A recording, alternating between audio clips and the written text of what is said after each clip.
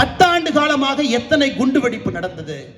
2014 25 வரை இன்னும் பாருங்க, நம்முடைய நாடு பாதுகாப்பா இருக்குன்னு ஒரு வார்த்தையை சொன்னா அது சாதாரணமா நடக்கலீங்க. அதே காவல்துறை அதிகாரிகள், அதே NSA, அதே ரா, அதே ஐபி, நமக்கு பயிர் செய்யக்கூடிய அதே அதிகாரிகள். ஆனா என்ன மாறுச்சுனாங்க ஐயா, மேலே உட்காரக்கூடிய மனிதன் மட்டும் நரேந்திர மோடி என்கின்ற மனிதன் வந்து அந்த பீடத்தில் அமர்ந்தான்.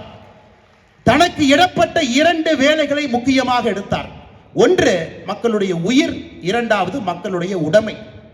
இந்த மக்களுடைய உயிர் சம்பந்தப்பட்ட விஷயத்தில் எந்த மதமாக இருக்கட்டும், யாராக வேண்டுமானால் இருக்கட்டும், பாரதத்தினுடைய வரைபடத்துக்குள் இருக்கக்கூடிய ஒரு உயிரையும் பாதுகாக்க வேண்டியது என்னுடைய கடமை என்று சாதாரணமா இல்லைங்க. நீங்க யோசிச்சு பாருங்க, ஒரு ரஃபேல் விமானத்தை வாங்க வேண்டும் என்பதற்காக எவ்வளவு போராடி வாங்கணும். ரஃபேல் விமானத்தை வாங்குதலே ஊழல் பண்ணியிருக்கிறாங்க. உச்சநீதிமன்றம் வரைக்கும் போனாங்க. ரஃபேல் விமானத்தை வாங்கக்கூடாதுனாங்க.